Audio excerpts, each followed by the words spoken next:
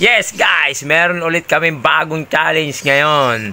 Meron ulit akong pa-challenge kay Mayora. Ayan, siyempre nag-search ulit tayo sa YouTube. Ano ba yung mga trending na challenge? Kahit naman dati pa to, susubukan pa rin namin kung effective.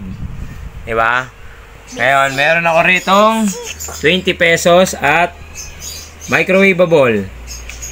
Paano mo makukuha yan? Ang challenge is, paano mo makukuha yung 20 pesos na yan na hindi hinahawakan tong microwavable? Bawal hawakan ang microwavable, ang sabi ni Kuya Brian, Mayora. Alam mo ba yan kung paano? Yes, basic. Diba? Nalulupit ah. Mukhang napanood mo na naman to ah. Mukhang naisahan mo na naman ako ah. Meron na naman akong dagdag baon challenge sa kanila. Pero this time, si Mayora lang muna yung nandito.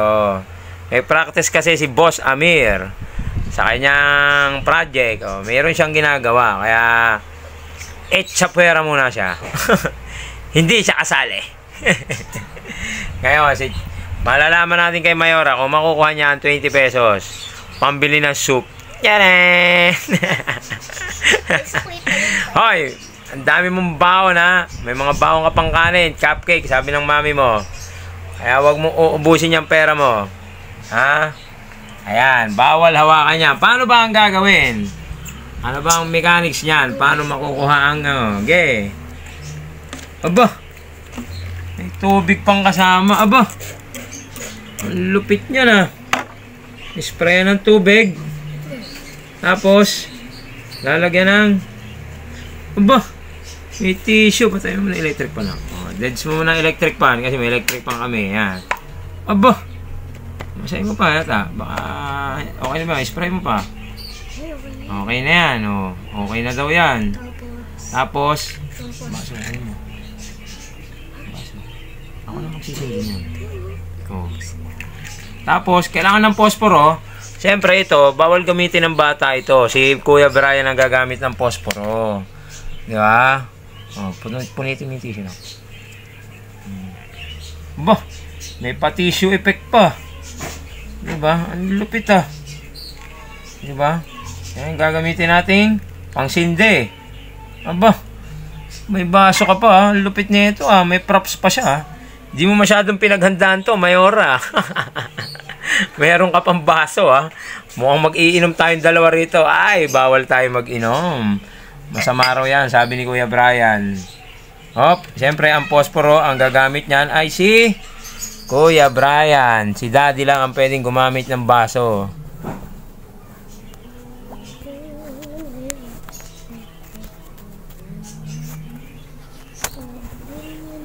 Wait lang guys ha. Testo lang natin camera kung paano yan.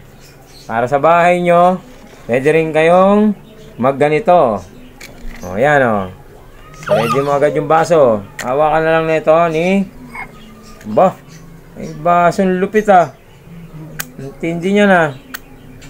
Kailangan sindihan yung tissue. Ayan o. Wait lang, ayusin natin. Teka, wait lang. Wait lang.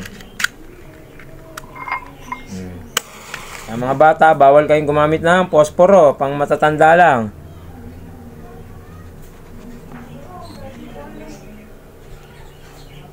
Ba, ganyan yan?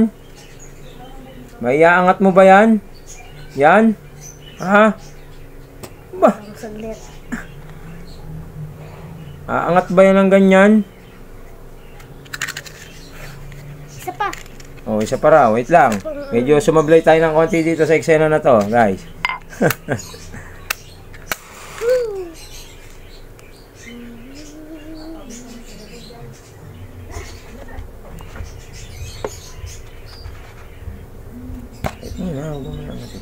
Yan guys, sinindihan namin yung tissue sa loob ng may baso para daw maangat yung nasa ilalim at makuha ang 20 pesos. Testing na, Mayora. Kung aangat nga, ay ayaw. Wait lang, saglit lang. Ayaw pang mahigop ng usok.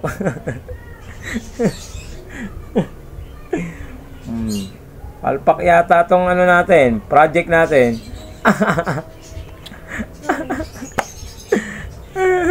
Kumuha pa nga isang sunog na eh. Nakuha pa. Ito na lang, ito. Eh, sana kayo guys, medyo nagkakaroon ng technical problem yung project natin. Ako na nga. Wait, Oh, yan, lalagyan na ng ganyan. Oh. wait lang nga, Daddy. Dapat kasi, patagilid yan. Dapat ilalagay mo dito. Tapos Oh, sige. At sa gilid. kasi tatagilid mo yung papel pag ganun. Lang. Ayun na, nalusaw na. O yan. Ayun, o. Tingnan natin kung talagang aangat yan. Testing. 1, 2, abracadabra. Wah! Ang tindi! Nakita nyo yun? Naangat niya. Naku, 120 pesos. Ang lupit. Nanalo siya. Yes! Anong bibili mo dyan? Wala. Thank you so much guys. Abang na lang po ulit sa bagong challenge namin. Thank you.